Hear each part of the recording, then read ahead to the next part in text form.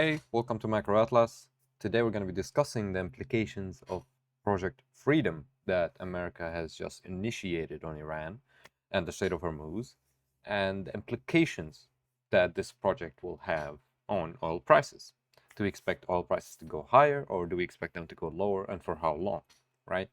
So this question, we'll try to first answer it fundamentally based on some of the recent news and events that we got, and then we're going to compare it to what the price is saying and how the price reacted to some of these events that came. Before we continue, my name is Mo. I'm a crypto and macro markets speculator. I've been a speculator for the past 5 years, and I've been able to turn a small portfolio into 6 figures this cycle. So if you would like to learn some of the things that helped me grow being a speculator, then do please try and watch this video. And if you like it, do put a like, because it does help a lot. And check some of the other videos on the channel. All right, let's get to it. First, we're going to discuss it fundamentally, all right? So what is that Project Freedom that America has initiated on Iran and the Strait of Hormuz? Well, basically, Trump seems to be fed up and said that they will use vessels and their military to escort some of the ships that are stuck right in the Gulf to come out through the Strait of Hormuz. And there were some reports that it will be in cooperation with the Iranian Authority, but then Trump being Trump, that doesn't seem to be the case. So Iran came out and said war will start on Monday, which is today. Hopefully today the video will be posted, so that's on Monday. Iran says as Trump orders to forcefully open Hormuz and escort ships. Again, he hinted that it will be in collaboration with Iran, but Iran is pushing back. Okay. Some of the signs that usually just words does not move markets, but you need to see some kind of military equipment moving or some chessboards moving along the lines to say, yeah, this is where we're heading. It's not just some news headline to influence markets or market speculators, right? We do see U.S. military air traffic in the Middle East increasing, right? There were also some refueling tankers that were sent and were noticed not only in England but also in Arabian in the Gulf region. That's for refueling aircrafts and to do military strikes and so on. Also, just a few hours ago, as this news has been hitting the markets, a tanker was hit as US deploys 15,000 troops to guide ships in Iran conflict. So again, we're seeing some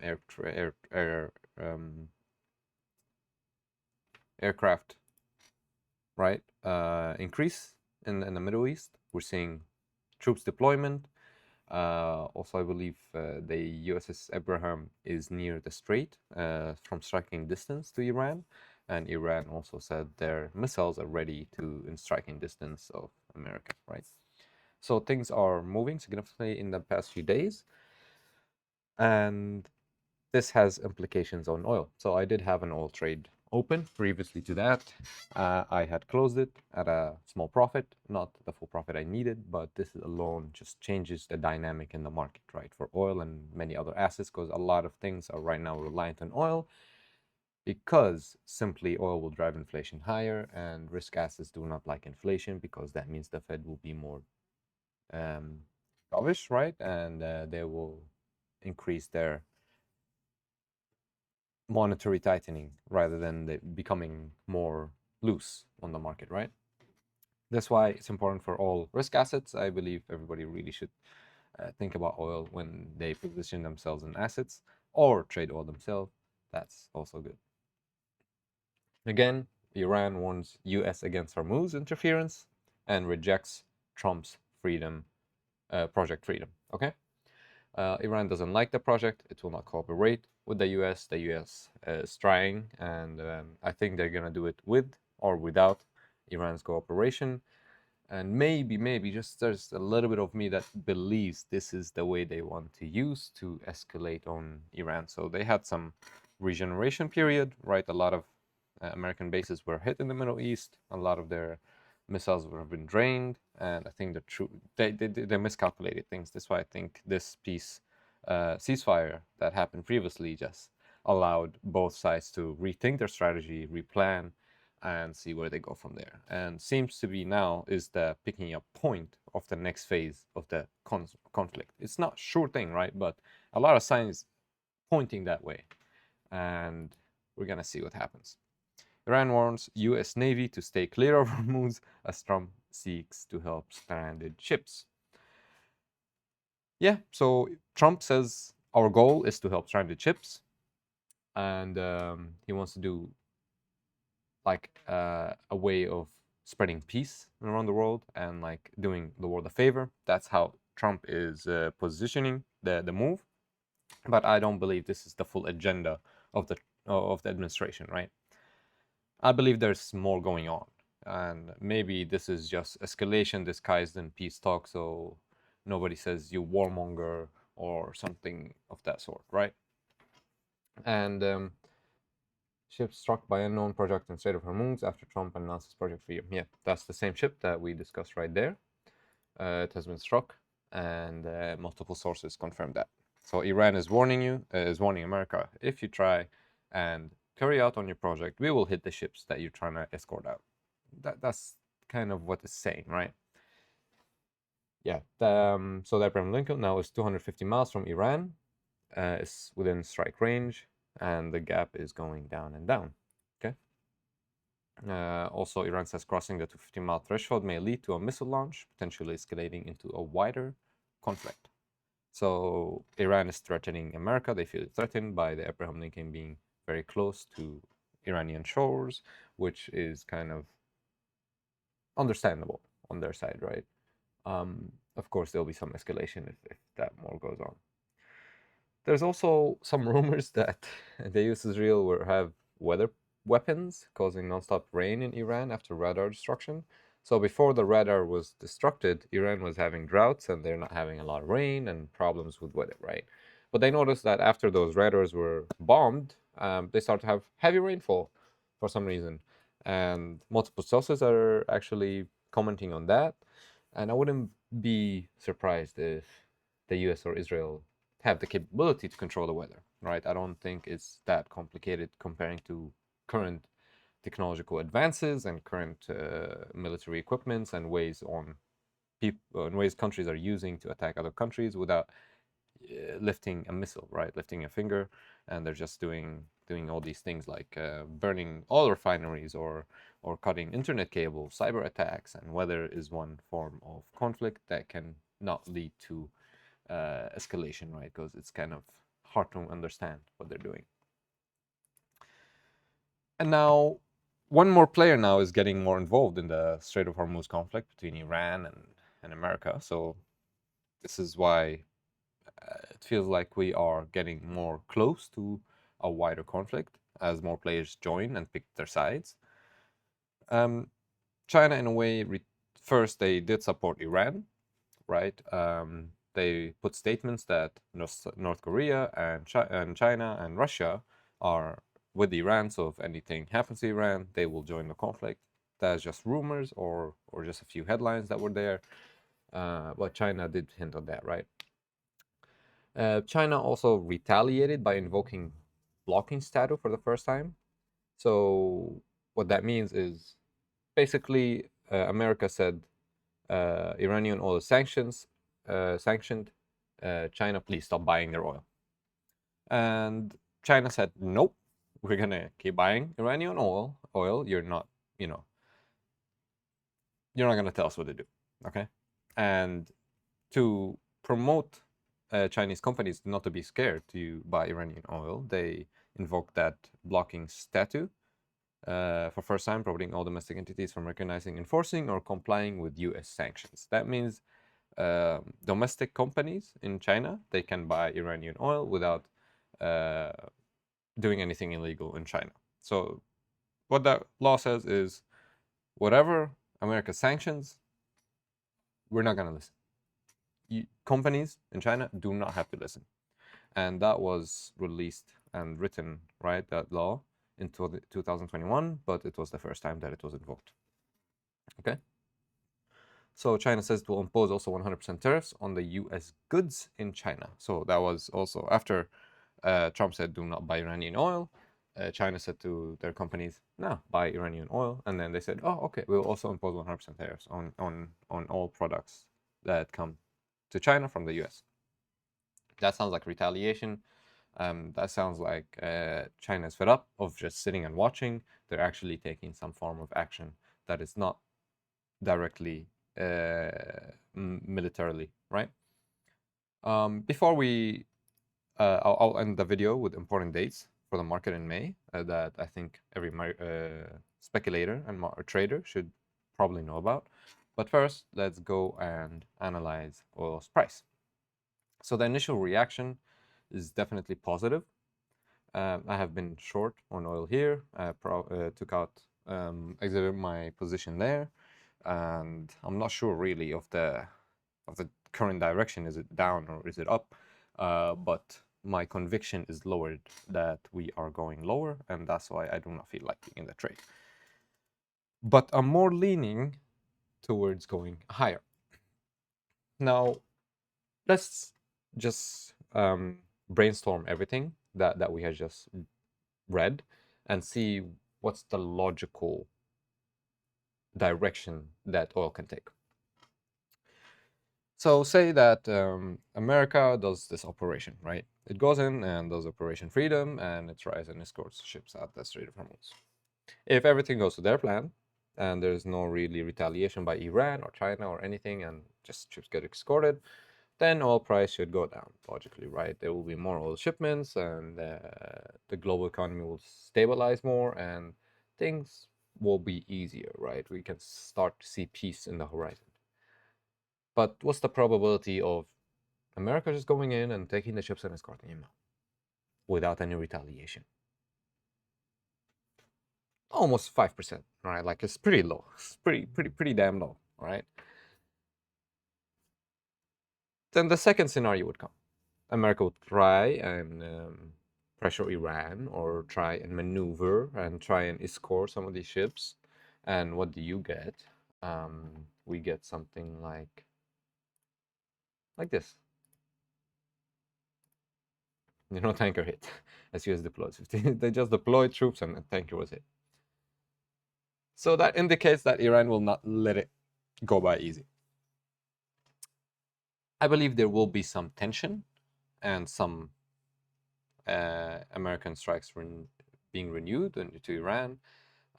Maybe some American ships being hit, but that's very unlikely. But I believe that China will put pressure on in many ways, including drone attacks, missiles, more mine bombs, more AI videos of Trump, more creative ways to kind of rebel against what America's trying to do. And I believe all that is going to put even higher pressure on oil because there will be higher escalation. So it's going to be tit for tat, right?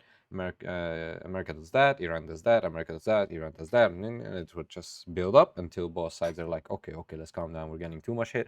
Ceasefire again, something like that, or maybe not ceasefire. That's ceasefire one possible outcome. The other outcome is like China joins, the Arab world joins, Russia joins, World War III, possible. But I believe World War III is not going to happen that fast and that soon, right? I believe there will be some escalation, retaliation. It will not be easy. I don't believe then a head count of ships that are passing the Strait of Hormuz will increase. It might be for a few hours or a day or two, but I believe that Iran will figure out how to cut Operation Freedom short, and that will just be a turning point for escalation and renowned conflict between the two countries. So if there's renowned escalation and conflict, then it would be logical to say that oil will remain within the range or go higher, okay? And going higher is not really the most optimal outcome for any government administration because that puts upward pressure on the economy, downward pressure on the economy and upward pressure on unemployment rate. and higher inflation, which is not good for any economy. So our thesis before was tackle or Trump will chicken out when oil gets near 120, right? But Trump chickened out here, okay? And that's why I actually took my short. Every time we discussed the thesis that every time oil raises to those levels, Trump does not want the economy to go into a death spiral or invoke a recession or high inflation expectations. So he would release some kind of news to push the oil price down. Well, that was here when they said, "Oh, Trump released a piece of news here." He said, "The war has ended with Iran. The ceasefire is there's no deadline to the ceasefire," and he said that uh, everything is good between America and Iran. We're just not going to attack each other. Here, just a few days ago, on 30 April or so. But here he said, "Oh, Operation Freedom." Okay, so and then Iran struck, and they were moving military assets to the region, and maybe that was just a decoy in preparation for Operation Freedom. Okay, and you see how oil price actually went down on the news that Trump gave. Well, we did some studies on this, right? At least on this channel, if you watch it. But why we're trading the news is because on this channel we actually noticed that oil is currently in a narrative regime. All right, so when there was a relief rally here, we called it a narrative relief, not a structural relief. What separates narrative relief from structural reliefs is that volatility or price of oil going up and down is basically directed by narrative, not actual facts or the supply. What usually affects oil prices are usually demand, supply, distribution, sometimes monetary policy and other stuff, but usually just supply and distribution and other factors and stuff like that, right? That's the main things. And oil, like refiners were being hit, Strait of Hormuz was being closed, but oil just drops down aggressively every time we reach those levels based on headlines. Like 30% is not a small down move.